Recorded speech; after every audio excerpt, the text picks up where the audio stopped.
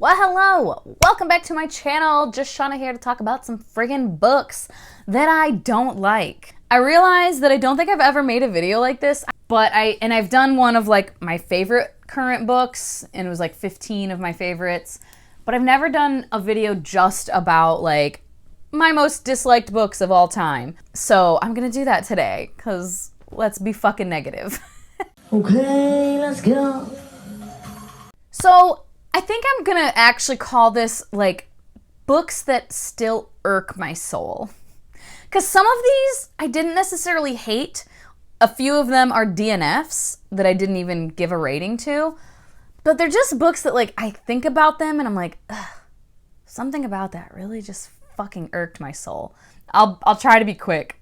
Dreams of Gods and Monsters by Laini Taylor. I quite enjoyed Daughter of Smoke and Bone. It had like the angsty, passionate romance thing happening, and I was like, fuck yes, I love this shit. I was so into it. And then book 2, I was also pretty into. I was like, I was here for it. I was liking where things were going, blah, blah, blah. Book 3. This is book 3. I DNF'd it. I think I got like 60 or 70% into it. And it was just way too long. It didn't need to be as fucking long as it was. And these two fucking main characters, I cannot stand. I like the pining and the angst and the romance. Like, I love that shit. But like, I don't need you to keep repeating the shit over and over and over and over and over. Oh my God, I get it. You like each other. You're thinking about each other all the time. I don't want to hear every single one of your fucking inner thoughts about each other. For chapters, there was a point where they were like planning for fucking battle. And these two main characters are standing there like in a group of people, and like one whole section, I don't remember if it was a whole chapter or just like a whole section of a chapter, but it was like pages of her standing there and being like, there he is. He's the most amazing man I've ever, oh my God. And like the way he does this and the way he does that, and he just soothes my soul, and I love him so much. And he's just so incredible, just going on and on and on and on. Pages about how wonderful this man is. And then like the next, again, I can't remember if it was just a section of the chapter or a whole chapter, but a whole nother like section of pages of same scene, but him standing there being like, look at her over there. So strong, so amazing. I love her so much. She's incredible. Here's all the ways in which she's incredible. And I was just like, all right, I can't. I already was feeling like the pacing, like it was kind of too long. And then that happened. I was like, I don't care what happens to you anymore. Just don't give a shit. So I dipped out. And then one that I DNF'd pretty quickly, Kingdom of Souls by Rena Barron.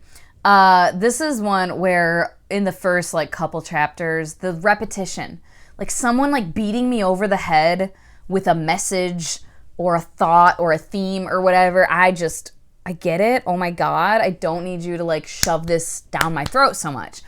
And the amount of times this main character was like, I'm sad because I don't have magic. Everybody else has magic. I don't have magic. Hey, guess what? Did you know I don't have magic? Oh, I'm going through life without magic. It sucks. Oh, I need to buy some apples. I wish I had magic. That's not literally what was being said, but that's what it felt like to me, where I was like, I get it. I don't care anymore. A Princess in Theory by Alyssa Cole.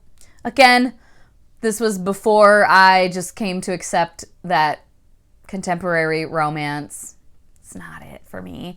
The miscommunication, lack of communication trope in this one was real strong. It was too strong. I was enjoying like the characters, they were cute, the plot was cute. I was like, this is fun, yay. Oh, look at their little romance, little sexy times, fun times, love it. And then it was like, I have something really, it was like a big lie, like the big lie, right, trope. And I fucking can't stand the big lie when they drag it out forever, and it's like, you just fucking know. The longer you wait to tell them, the worse it's gonna be. Everyone knows this. We all fucking know this. Oh my God. And like having a moment to tell them the truth and being like, okay, here I go. I'm gonna tell them the truth. And in this one, it was like some bullshit, like a car went by and somebody fell off a bike or some shit. Like some bullshit like happened nearby that like distracted her, and she's like, oh, this person fell. And he's like, I gotta tell you something. And oh, just a moment. Oh my God. And I'm like, fucking grab her and be like, listen, I gotta tell you something really important. You're gonna want to know this. Like, I don't understand. And I think it's just like my personality, because if I was in that position and I've decided like I have to tell this person this truth, short of like them getting struck by a vehicle or some shit like that, I'm telling them. Like, I am making them focus. And they didn't, and I had to DNF. I was so annoyed. Pestilence by Laura Thalassa. This is a more recent one. I've bitched about it. Right off the bat, I was annoyed with the plot of like, it's the literal, like one of the 4 horsemen of the apocalypse, like literally, and everyone in the world knows this, and they've been trying to kill him, and it's not working, and he's just like traveling through the land, and people are dying because he's pestilence. And they've tried like doing all these things. And then these people are like, oh, we'll just shoot him with a shotgun. That'll get him. That's our big plan. And I was like, guys, who thought of this? And why in the fuck did you think you were going to be able to kill him with a shotgun when all these other people haven't been able to kill him? Make it make sense. But then the male love interest, Pestilence, captures the female love interest who tries to kill him. And you know, it's a romance, so you know that they're like gonna end up together. But he's literally like torturing her. Torture. And like physical abuse, all this shit. Where I was like, I don't care what you do, I'm not gonna want them to be together. So I'm out, bye. Oh, a couple books that I have actually read. Everything by Nicola Yoon. Every time I see this book and I see people like hauling it, and like, oh, I want to read this finally. Because I don't want to just like shit all over everything all the time, right? I don't want to be like, don't read it, it's terrible. But I have that inclination every time. I'm just like, no, save yourself. Save yourself. But I think I'm like especially annoyed with the ending of this book. I rated this one 2 stars. And so it's like a girl who's sick. It's young adult contemporary. A girl who has like, she's like lives in a bubble like in their house.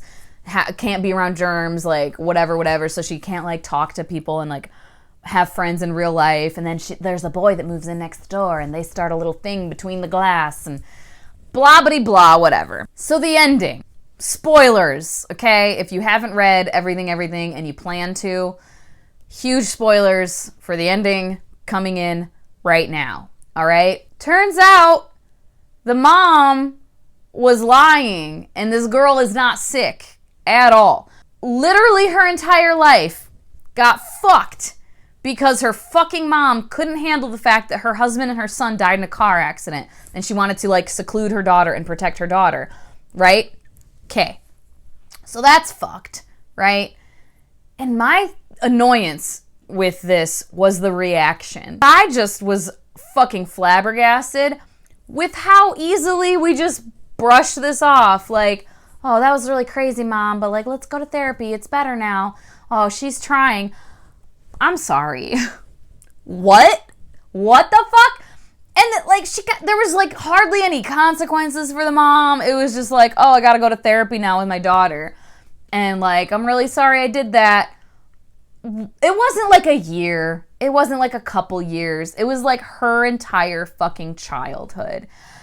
And I just was enraged. I was like, what? We're just gonna kind of gloss over this? Like, this isn't so fucked?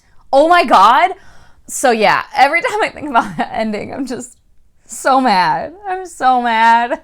A Court of Wings and Ruin by Sarah J. Maas. So this is one that I did rate 3 stars. I have since unhauled this book. I kept the first 2 books in the trilogy, but I unhauled this one because it was too long, first of all, and the ending, whatever. But my biggest fucking gripe with this, the shit that irks my soul from this book, again, spoilers if you have not read A Court of Wings and Ruin and you plan to, the fucking 3 like big bads that like we spent the majority of the book, they're planning for this war, this big ass war is coming. Oh, we gotta prepare. How are we gonna beat them? We can't beat them. We'll get these like mythological creatures that are like terrifying to help us. So they go on these quests to get these 3, like there was like the witch in the woods and like the one in prison that like can look however, it's like looks like your greatest fear or desire, whatever, shape-shifty person. And then the thing in the library There was like a big ass monster, right? All these three, just everyone's terrified of them. Oh my God, just mythological like beings of great power, right? So there's like all this buildup, like a large chunk of the book is them going on these quests to get these creatures to help them in this battle, okay? The battle happens, and within like fucking minutes, I swear, right at the start of the battle, all three of them dead. All three of them. What the fuck was the point? The fuck was the point of all this shit just to have these? They died. Like, they were useless. It irritated the ever-loving fuck out of me. Down Among the Sticks and Bones by Seanan McGuire. I did read this one, and I gave it 2 stars. I really liked the Every Heart a Doorway. This one, though, it was another case of the fucking theme, the message of the book being just beat over my fucking head. And it was all like gender roles are stupid and like gender roles in society are bad and detrimental. And it's these 2 girls and they are, you know, raised with these 2 parents that just like inflict these gender roles on them. I'm not mad at the message, like, but the way it was fucking conveyed in the story, I was like, I don't need you to literally spell it out for me every other page. I'm not saying it has to be like so subtle that you don't even see it. There's a happy medium, though. It just wasn't for me. A lot of people love this shit. Like 5 stars, whatever. And that's cute. That's great. It wasn't. Not me, though. Not me. A Conjuring of Light by V.E. Schwab. Another one that I gave 3 stars. I did not hate this book by any means. There are whole fucking scenes that don't need to be in this book. Have no part. Play no part in the plot of this series. I'm talking chapters, several chapters, so many scenes, especially towards the end. I started counting them and like I was rereading shit over and over. Like the end of this book, I think I read like 3 times probably because I kept being like, okay, what was the point of that? Did I miss something? Did something happen that I missed? And then I kept reading. I'm like, no, that was literally fucking pointless. So many fucking things, and I was so annoyed. And I remember saying, it felt like there's like a continuation series that is gonna happen that she's like setting us up for, and that irritates me because the shit happening in this book still should make sense in this book. I get like little Easter eggs that like are gonna come into play later, but like whole fucking sequences of events shouldn't just like make no fucking sense in this book and have no point here. And then, come to find out, she does have plans of writing a continuation series off of this series. And I'm just like, I fucking knew it. But that's so annoying to me. Because like I said, I don't feel like you should have, it should just like flow together. Everything happening in this series still should make sense and play a part in this series. And I get that it might continue, but like, I don't need whole scenes that have nothing to do with this shit that have something to do with this other shit that's going to happen later. Like, no. In a different series that isn't even written yet, and at the time, I don't think was planned. I don't know. It irritates me. I'm rambling too much about all of these. The Beautiful and Damned by F. Scott Fitzgerald. Again, this is another one I've bitched about several times. I gave it 1 star. Fucking hated it. No redeeming qualities whatsoever. It was very short, which is the only reason I kept reading. The 2 main characters are just the worst people, and there's literally no character development. By the end, he's like, yeah, I'm terrible, I don't give a shit. Oh my god, I hated them, both of them. And yeah, at the end, the male character is basically just like, yeah, I learned nothing. I'm like, cool, fuck this book. Oh, The Sea Witch by Sarah Henning. I read this, I gave it 2 stars, and oh my god, so annoying. The thing that irks my soul about this is it's basically a revenge story. It's like a reimagining of like The Little Mermaid, and the like Ursula character is hell-bent on revenge for these 2 characters, towards these 2 characters. And you learn this and you're like, okay, she really wants to get them. And it's like keeps being alluded to like what they did to her. Oh my god, it was so terrible. Oh my god, she can't believe it. And I don't even remember what it was, honestly. I'm trying to think of what the big reveal of like what they did to her was. I don't even remember what it was. All I remember is that it was fucking stupid. All I remember is being like, that's why you're so fucking mad. It was like they tried saving someone, but that person still died or something like that. I want to say it was some shit like that where like they didn't actually do anything bad, but she just like interpreted the situation as them like doing something unforgivable to her. And it's like, bitch, you're fucking dumb. Oh man, this one I forgot to mention the year that I read it. I forgot to mention it in my like least favorites, I'm pretty sure. Or no, I remember. It was the Who is the Worst video I did. I'll link it up there of like characters I fucking hate who are the worst. And I was like, I know I probably forgot someone. Yes, I forgot the motherfucker from Queen Sugar by Natalie Basile. This is like a contemporary literary fiction, which is clearly not really my jam. What was his name? Ralph Angel. There we go. Jesus Christ. Ralph Angel from Queen Sugar. He is why I fucking did not like this. I gave it 2 stars. I think I said that.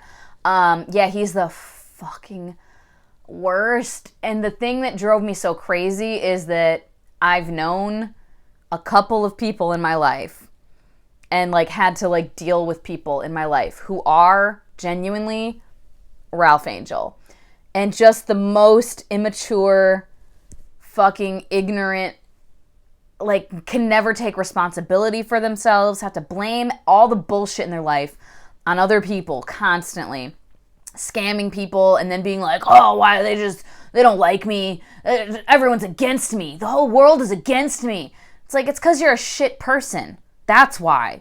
And like I said, I've known a couple of people like this where it just drives me crazy and I can't. Oh my God. So yeah, no to Queen Sugar. Not going to talk about this one a lot because this one fucking haunts me still, and people, whatever, that's a whole other thing. Rage of Dragons by Evan Winter. You guys know I didn't like it. I gave it 2 stars. I have a rant review about it that people still want to fucking comment on and give me a dissertation about why I'm wrong every so often. And I just don't. I don't fucking care. You're not going to change it. I just love that concept. Like that someone is sitting there like, this person made a whole video talking about how much they did not enjoy this reading experience with this book.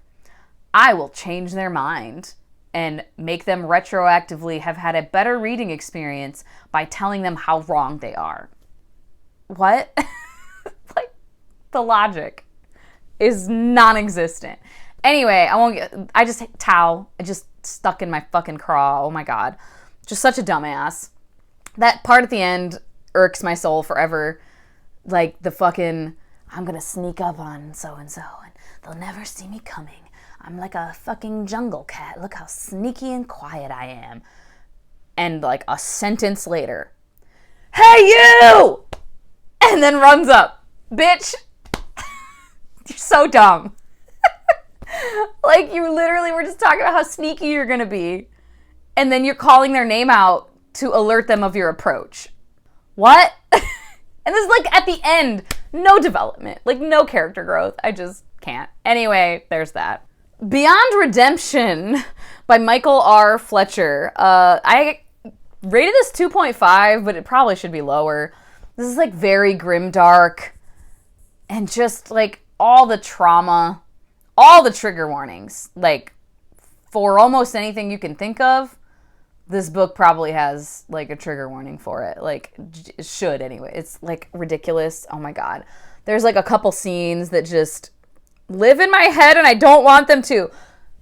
The sapphic sex scene with a person who literally sticks shards of glass into their skin as part of their magic, but like it's just like glass stuck in their skin everywhere over their entire body, and they're like devolving into madness, and then they have sex with another woman and things are bleeding because of the glass. Yeah. Traumatized. And there's other scenes too. There's like orgies in like pig shit, and then like fat phobia, fat shaming for sure, but there's like a literal like, what's his fucking name? Jabba the Hutt type of like, the way he's described is described as looking very like that, like just over large. And then like pedophilia stuff happening and like, yeah, I don't want to get further into it, but just this fucking book, my God. The Ballad of Songbirds and Snakes by Suzanne Collins. I love the Hunger Games series, and I've reread it several times. It always holds up. One of my all-time favorite series, and I just love it. So I was very excited to be getting a prequel, right? But then when I heard that it was about President Snow, I was like, There was no reason we needed that book. Okay, the book and like the things we learned about the world were really cool. It's like following the first Hunger Games, like the first few Hunger Games, and like seeing how they developed the way the Hunger Games looks in Katniss's time. It was like interesting to see all of that, right? But Snow is the fucking worst. Even when he was young, he was just a sniveling little bitch. And oh my God, and towards the end, there's a romance that happens, and towards the end, it was tragic, but I'm not, like, it was genuinely, like, borderline a little triggering. The emotional fucking manipulation that this man uses, that this boy uses, the emotional manipulation, emotional abuse, like, the tactics he uses set me the fuck off. Like, I was reading it just like, oh, I'm getting, like, upset. I'm getting very upset.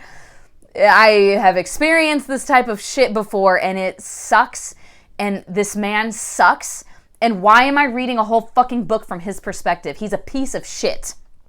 I don't fucking care. He's a piece of shit. Especially when we had Sejanus, whatever, the other character, who we could have followed to learn all the same things we learned. He was there with Snow, and as they were, like, figuring out the games and what we're gonna do, like, he was part of all of that. And then he was just so much better character. He came from one of the districts, and, like, his family, like, worked their way up into high society, but he still, like, wanted to fight for the revolution or whatever, like the rebellion. He wanted to be part of that. And he just had such good moral character and, like, was so brave and just was so much more compelling as a character. And the romance could have also happened with Sejanus instead, and I would have, the ending that was, like, supposed to be, like, all tragic, I mean, it was, but it was tragic for me in the fact that, like, this man was being fucking abusive and manipulative and, like, a fucking psycho, and so that was sad. But if it had been Sejanus instead, it would have broke my fucking heart, the ending. Like, it would have been so much more impactful, and it would have been so much more meaningful. Oh, clearly this still irks my soul a lot. Oh my God, so fucking mad. Sejanus was right there. He was right there. Oh my God, okay. That's all. There we go, Jesus Christ. I ranted for a minute. Oops. Once again, if you don't really have anything to comment, but you want to let me know you were here, you can just leave a little emoji down below. And please like and subscribe if you haven't already and you feel so inclined. As always, thank you so much for your time. Hope you all have a wonderful day, and I will talk to you later. Bye-bye.